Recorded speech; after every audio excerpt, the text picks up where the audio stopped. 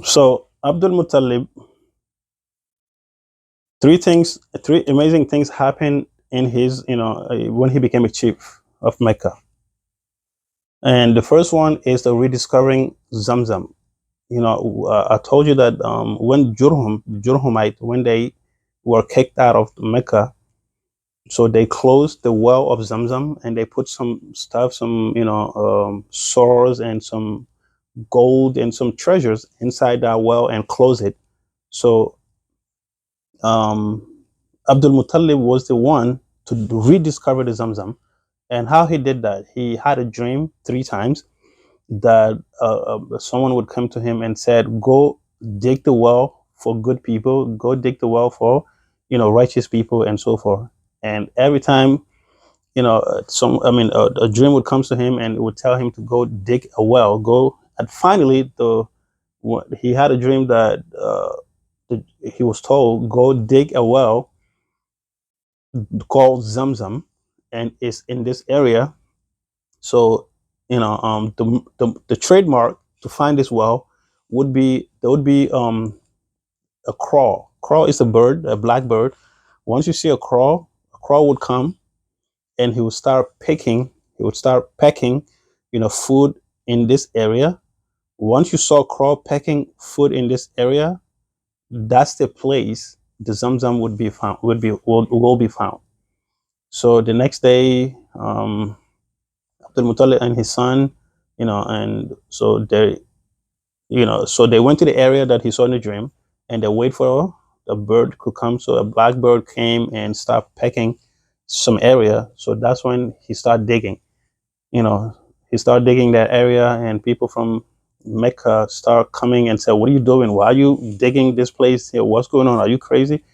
And they trying to prevent him, and he kept digging it, and he explained to them why he's digging it to a point that he found some treasure before he got to the well, and that's when they realized so his dream is true. So they dig a well, and here goes Zamzam start gushing again. That's the first thing that happened. And second thing that happened too was the sacrificial of his son Abdullah, the father of Prophet Abdullah. Because he didn't have children. He didn't have he didn't have. Some say he only have one child, or two, but he wants many, and or he didn't even have a boy.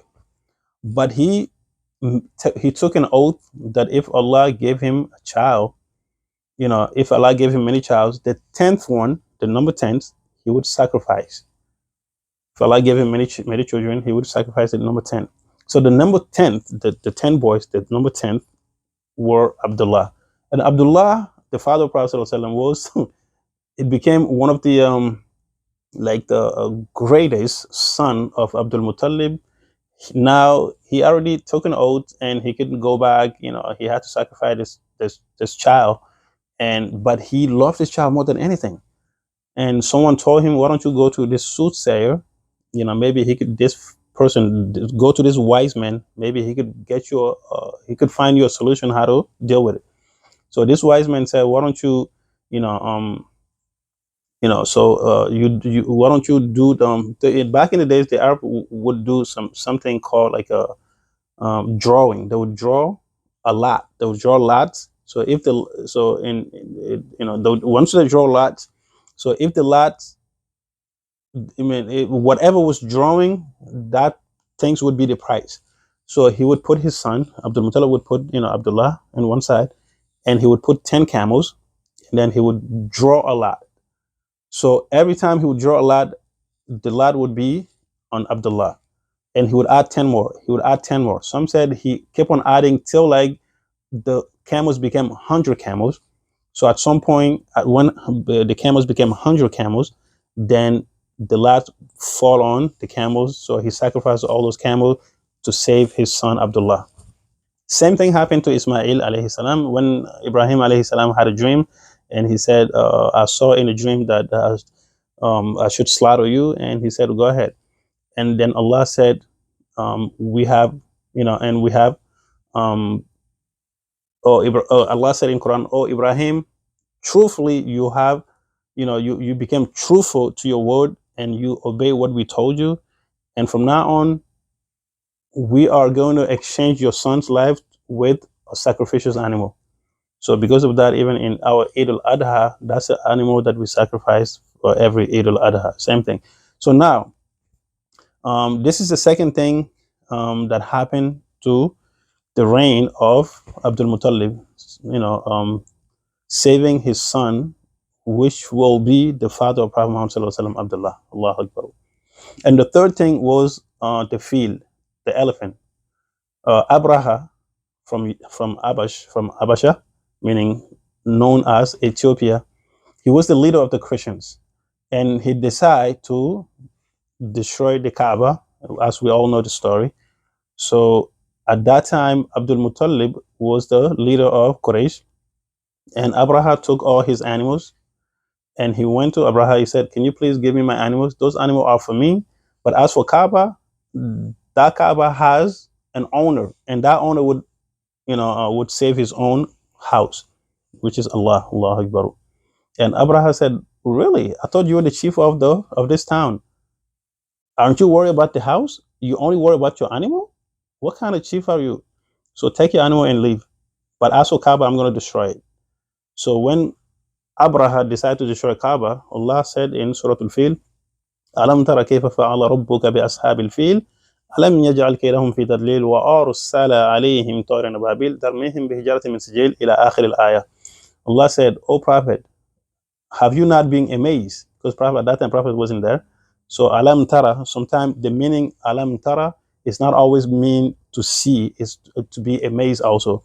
He said, aren't you not amazed what your master did to those who brought the elephant to destroy Kaaba? And Allah sent down, the stone, the burning stone from the bird of Ababil. So they destroyed this entire army. We talk about that also. So those were the three major things that happened in the reign of Abdul Muttalib. So then Abdul Muttalib, his son, his favorite son, Abdullah, when he became a man, and now he want to get married, so they found a beautiful wife, most lineage, most honorable woman they could find, Amina. That's the mother of Prophet Sallallahu Alaihi Wasallam. So they get married. According to some historian, they only got married 3 days. 3 days later, Abdullah, went out for business trip. Some say when they got married, few weeks later, he went out for business trips, and he never came back. He passed away in his business trip. The father of Prophet Sallallahu Alaihi Wasallam passed away in his business trip after becoming newly married to the mother of Prophet Muhammad Sallallahu Alaihi Wasallam. Allahu Akbar.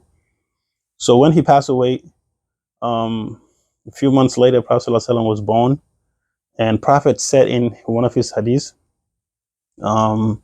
he said, when I was born, my mother Amina saw a light proceeding uh, proceeding from her, and this light reached all the way to Syria, meaning the light was coming from her and reached all the way to Syria.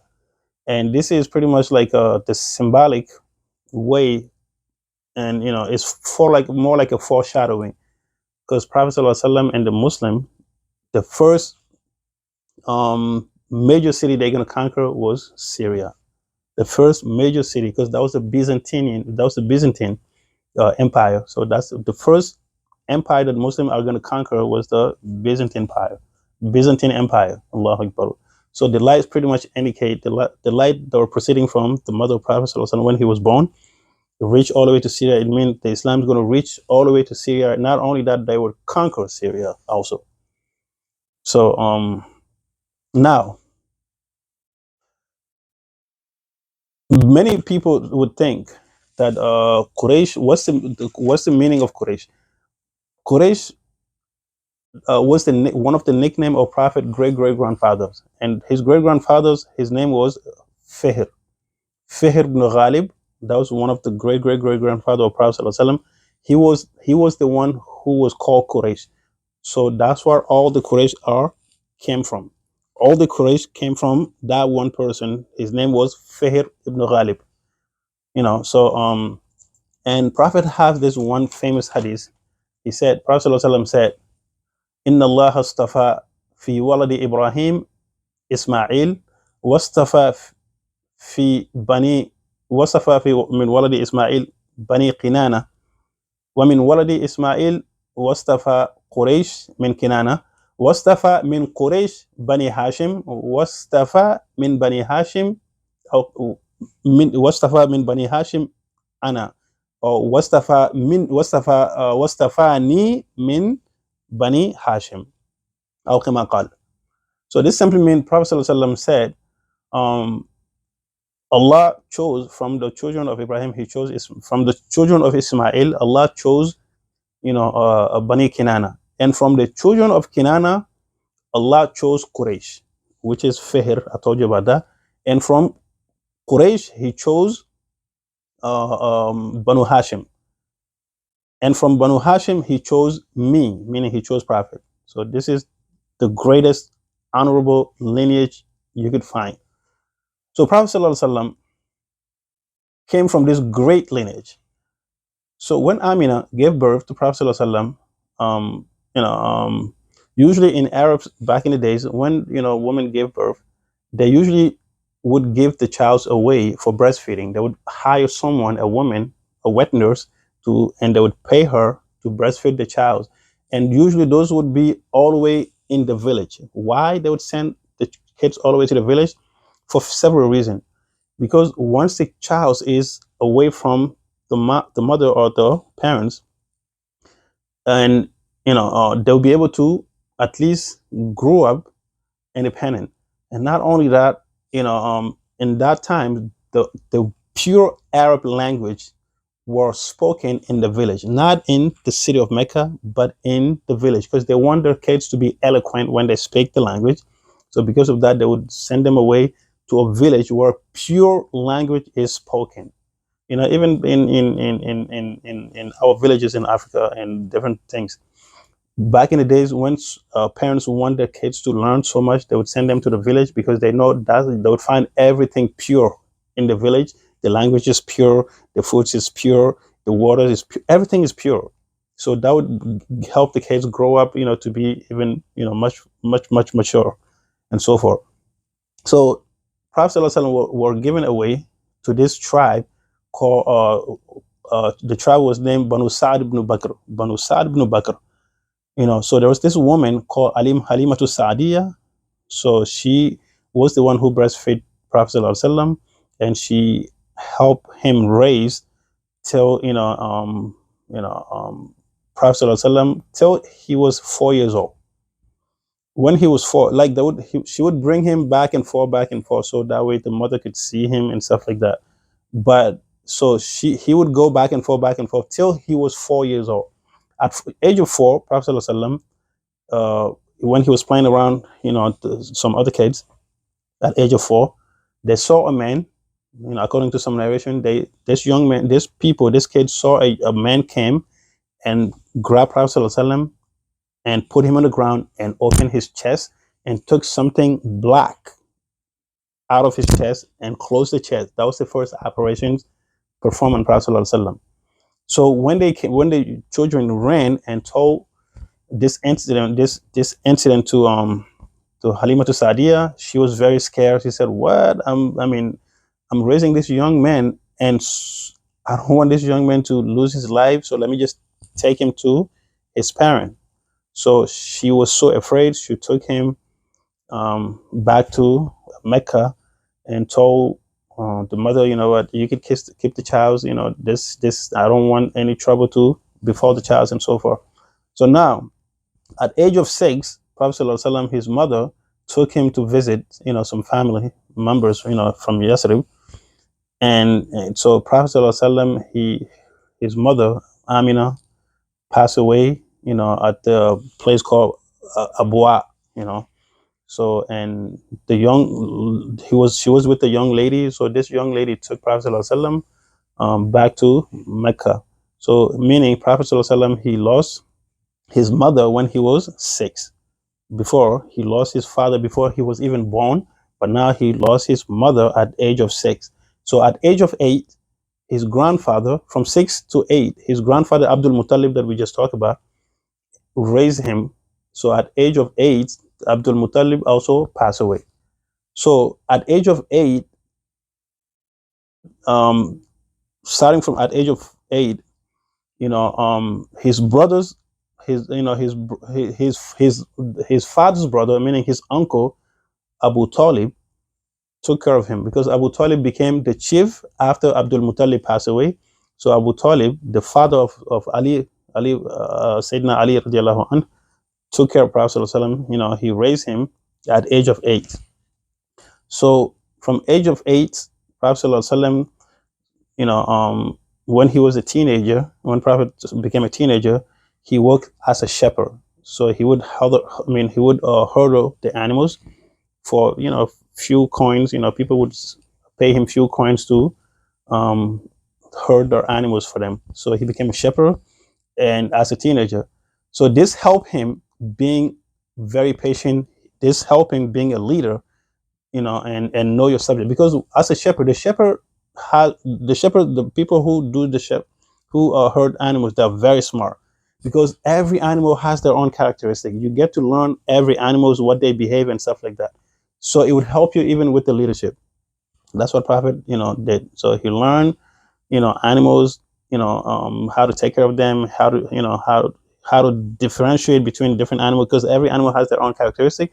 Same thing like a human. Every human has their own characteristic. So you have to know every human, how to deal with them. So Prophet learned this tactic right from when he was a teenager. Allahu Akbar. So Allah is preparing him because he's going to be the greatest leader ever walk on the face of earth.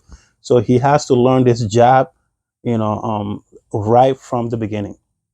So when Prophet ﷺ, he turned about 20, some said 21. Some events took place. It's called Hilf al-Fudul. We talk about Hilf al-Fudul in details.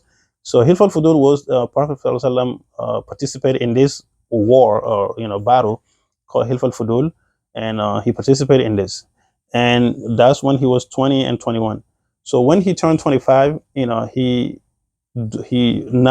was doing business. He would travel from different place to different place.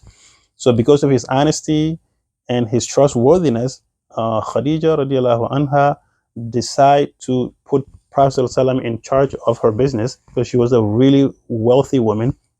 So Prophet would take her stuff, her merchandise, and travel and sell it for her and stuff like that. So when she saw this honesty, she decided to propose to Prophet ﷺ, and they got married.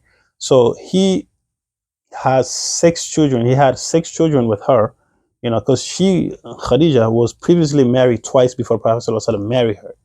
So she was previously married twice. So now Prophet would be her third husband.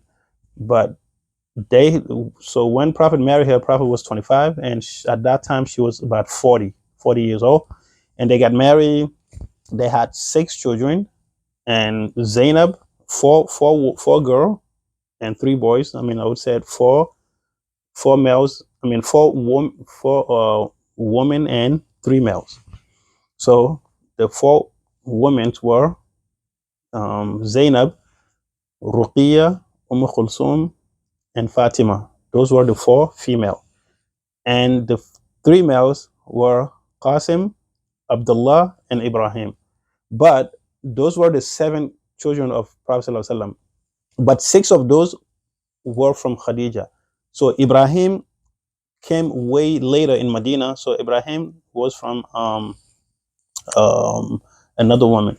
So inshallah, once we get there, we're going to talk about that in details. But Prophet ﷺ got 6 children from the marriage of Khadija. The first one was Zainab, Ruqiyya, Kulthum, and Fatima, 4 females, and 2 boys, meaning 2 male, astaghfirullah, 2 male, Qasim and Abdullah. So 6 in total. But when someone asks you how many kids Prophet ﷺ got, you would say 7, but he got 6 from Khadija and one from other one. We're going to talk about that in details, inshallah. So anyway, now, and Prophet sallallahu alaihi wasallam, he, Khadija gave him a gift of a young slave named Zayd ibn Haris. And when Zayd fathers came, he was looking for his son, and he found out that Prophet sallallahu alaihi wasallam, were the owner of Zayd. And Zayd refused his own father. He said, "I'm going to stay with Prophet because the way he treated me, he's treating me even better than my own father." We talked about that in details. And so Prophet, just to make Zayd fathers feel much better, he said, "I'm going to free your son, and from now on, I'm going to adapt him to be my own son." So that's what Zayd was known as, Zayd ibn Muhammad. We talked about that in details also. So Zayd was known as Zayd ibn Muhammad, and so he grew up in the house of Prophet sallallahu alaihi wasallam. So, and something else that took place before Prophet became before he turned 40, at age when he was 35 years old, the rebuilding of Kaaba took place. The Quraysh decided they're going to rebuild the Kaaba again because some say fire, some say waters, or inundations. The flood destroy Kaaba. But the emperor of the Roman emperor shipped, he shipped some materials in a big boat, in a big ship. So this ship, the ship was passing through Jeddah. Right now, Jeddah is part of the Saudi Arabia. So Jeddah, Jeddah has a port, meaning he has a port, like a boat port. So and this big ship that emperor sent to build this big church in Yemen, this ship had a problem. So the ship wrecked, and all these materials, were kind of like, so the boat was stuck. So instead of just materials to just, to be destroyed, they decided to just, sell it. So the Quraysh, when they heard that, they rushed to Jeddah and they bought these materials because they're going to use it to rebuild the Kaaba. And even at this time, the time of Jahiliyyah, even the Quraysh themselves, they didn't want to put any haram money in the rebuilding of Kaaba. They said, if you have money, halal money, if you have a really good money, not your dirty money, not your dirty business money, but those who had halal money, let's put it together and rebuild the Kaaba, because this Kaaba is the house of Allah. Even though they were not just worshiping Allah alone, they were worshiping idols, but still they had that, fatra in them. So, and when they bought these really good materials, they decided to build Kaaba, but the money they put it together was not enough because the Kaaba used to be rectangle, but now they have to build the Kaaba in terms of square. Why? Because they didn't have enough money, halal money, to rebuild the Kaaba as it used to be. So because of that, the Kaaba became very short and square, and it stayed that way. Even now, that's how the Kaaba is. So Prophet sallallahu alaihi wasallam, he participated in this. So at age of 40, he became Prophet sallallahu alaihi wasallam. Allahu Akbar. So this happened around 600 CE, means 600 Christian era. So this was 13 years before Hijrah. The first ayah from Surah Al-Alaq, Iqra, came down. So Prophet sallallahu alaihi wasallam, he would go, into this cave, trying to contemplate to see there's a purpose of this life. So he would start thinking about life. So the first 5 ayah from Surah Al-Alaq came down. So from that point, he became a prophet. Sallallahu Alaihi Wasallam. He became a prophet, and we said the first surah, which is Surah Al-Alaq, teach us about knowledge. Meaning, prophet was taught. He was taught something. Allah tell him to learn. He needs to learn. As a Muslim, we are obliged. We have to learn. We first have to learn. And then the next surah that came after was Surah Al-Mudassir. Surah Al-Mudassir. So literally, Surah Al-Alaq talk about, knowledge, seeking knowledge, and Surah Al-Mudassir talk about implementing whatever you learn. Now you have to implement, meaning it talks about work. We first have to learn, You first have to have a knowledge and work goes to hands. That's what Allah always said. Lazina amanu wa amilu solihat. You first have to have iman. Iman is to learn, to know Allah, and then amilu solihat, you have to work. So al iman and al amal goes hands to hand. Knowledge and work, meaning actions, goes hands to hand. So, and those who became Muslim when Prophet ﷺ became first prophet, and his own household, Khadija was the first woman to convert to a believing prophet. And then Waraqat ibn Nawfal, we talk about him also, knew he was a prophet and he accepted Islam. So, and his household at that point, Ali, Ali, Prophet was raising Ali Ali was very young. He was 7 years old, and the first young boy that accepted Islam was Ali, along with Zayd ibn Haris. Zayd ibn Haris, the young. We talked about Zayd ibn Haris also. But the first grown up outside the Prophet house that became Muslim was Abu Bakr. That's what Prophet would say. All of you, every time all of you, the first time I told you about Islam, you all hesitated except this man, Abu Bakr. He never hesitated when I first introduced him to Islam. He just accepted it. He just accepted it. So that was Abu Bakr. So now, after the conversion of Abu Bakr was able to help some of his friends to Islam. So the early conversion was Uthman ibn Affan, Zubair ibn Awam, Abdullah ibn Mas'ud, Abdurrahman ibn Auf, and Sa'd ibn Abi Waqqas. All those became Muslim through Abu Bakr. And so, and from the slave side, Bilal ibn Rabah, Khabab ibn Arat, and Sumayya and Yasir, and so those from the slave side, those were also the early convert. So 23 years of prophethood were divided into 5 stages of da'wah. 23.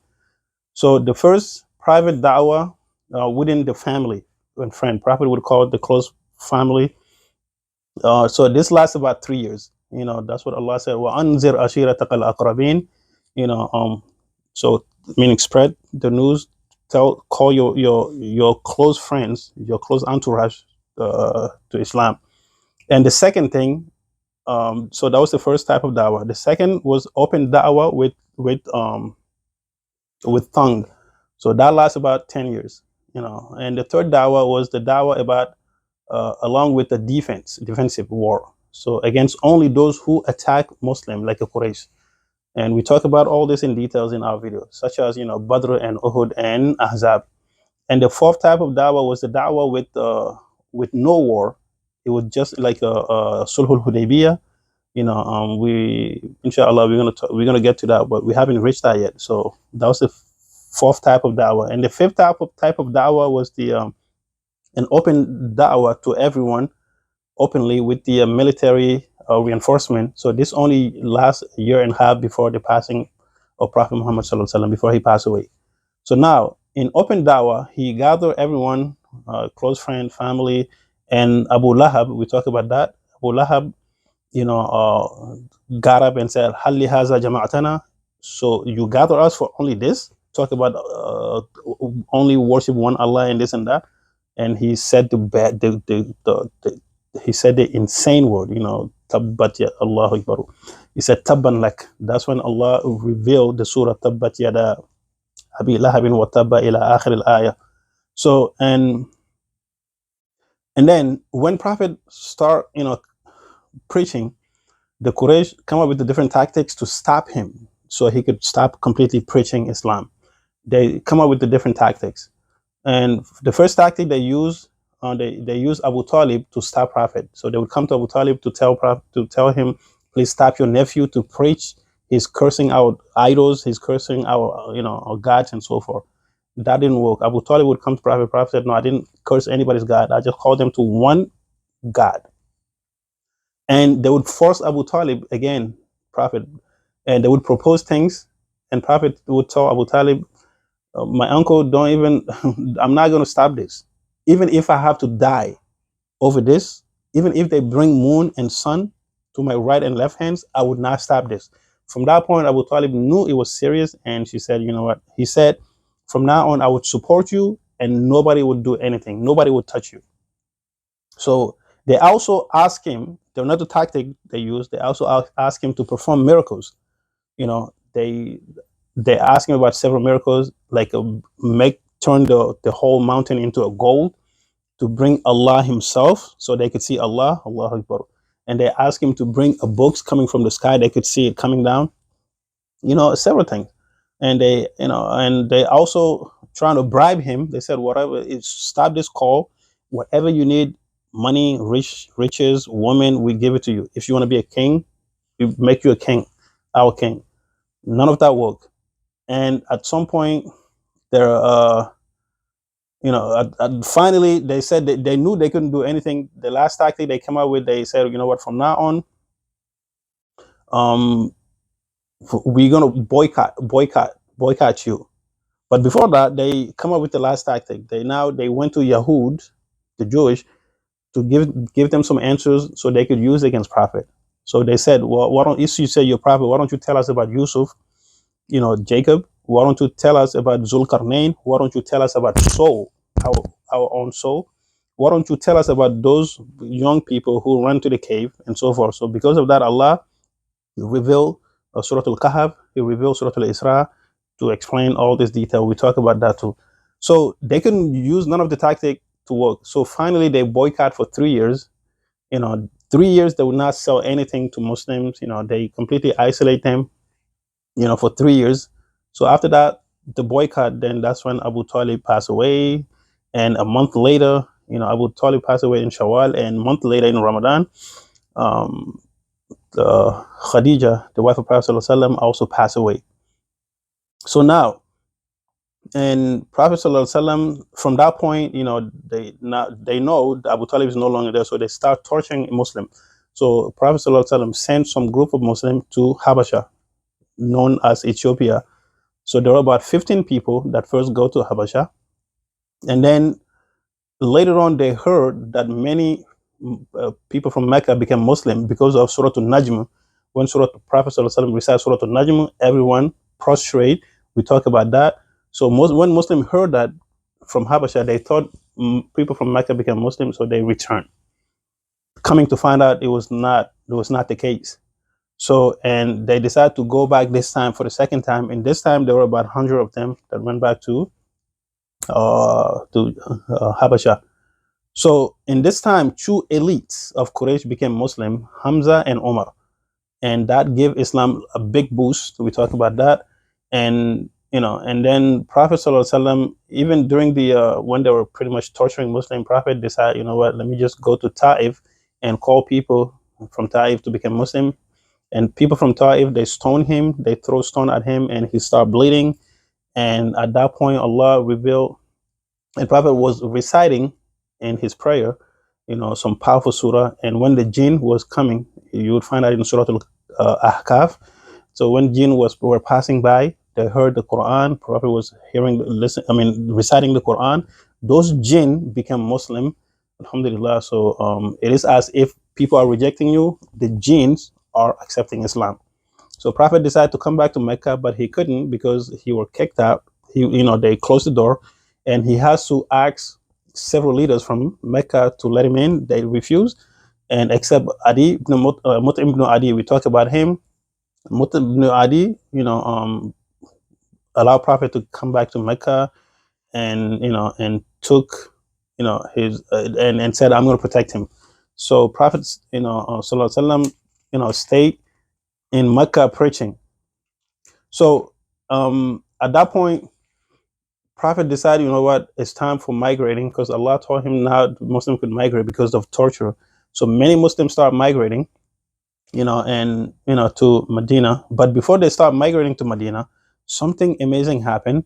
When Prophet, when Khadija passed away, Prophet Sallallahu Alaihi Wasallam married Sauda. He married Sauda. Many people would think Prophet married Aisha right after Khadija. No, his second wife was Sauda. So he married Sauda before he married Aisha radiallahu anhunna. So then Prophet, at the time of Hajj, right before the Hijrah, several years before the Hijrah, at the time of Hajj, Some people came from Yathrib, and Prophet was preaching Islam to them. There were 6 of them, and they said, okay, yeah, we like that. So, but we're going to think about it. Let us go back to our people, and we're going to talk to them about this Islam things and stuff like that, and see what they do. So this speaks 6 people. We talked about that in detail. So they went to Yathrib, and they talked to their people. The next year, 12 people came. And when that 12 people came, Prophet preached them about Islam. And those 12 people, they took their first bay'atul aqaba. That was the first bay'ah, first aqaba. So, and these 12 people went back and preached. When these 12 people went back, and Prophet ﷺ said, I'm going to send Mus'ab ibn Umair with you guys, and he would help you understand the religion even better. So because of Mus'ab went with these 12 people, he was able to preach in Medina. At that time, it was still called Yathrib. About 150 people converted to Islam in Yathrib at the hand of Mus'ab ibn Umair. So the following year, 70 of them came back to Prophet ﷺ. That was the second Bay'atul Aqaba. So 70 people came back and took the oath. That this oath, the first oath was just to become Muslim. The second oath was the political oath, meaning they're going to protect Prophet ﷺ defensively. If anyone would attack Prophet, they are willing to put their life in danger to protect Prophet ﷺ. So now the Muslims start migrating to Medina little by little, till it is time for Prophet ﷺ to go. So now Quraysh, their last tactic is to now assassinate Prophet ﷺ. And Jibril came down and told him, this is the time to leave. You must leave now. That's when Allah said in Surah to Yasin, that Allah completely covered their eyes, so that way they won't see Prophet leaving. وَجَعَلْنَا مِنْ بَيْنَ أَيْدِيهِمْ سَدًّا وَمِنْ خَلْفِهِمْ سَدًّا فَأَغْشَيْنَاهُمْ فَهُمْ لَا يُبْصِرُونَ. Allahu Akbar. So Prophet left Mecca now to Medina, and in his way, several things happened. The Quraysh want some people, whoever could kill him, bring him live or dead, we're going to pay you this. So Suraq ibn Malik, we talk about him. He pursued Prophet, and he couldn't. At some point, he converted to Islam because of miracle that he saw, and also Ma'abad, Ma'abad. We talk about that too also. So, and at that point, Prophet ﷺ, some of the even Sahaba who were living, like Suhaib al-Rumi, some of them has to give everything back to Quraysh, so that way they could be left alone to live for Medina. So this pretty much would summarize everything in the Meccan era. Inshallah, next video we'll talk about Uhud in detail, the precursor of the Uhud, the things that took place before Uhud. Inshallah, we're going to talk about those, and we're going to give a lot of details about Uhud, the battle of Uhud, inshallah. So yeah, for that would summarize everything, inshallah, for Meccan period. And so let us just pray. And when we talk about Uhud, that would be in pretty much a good health and stuff like that. أقول قولي هذا وأستغفر الله لي ولكم ولسائر المسلمين من كل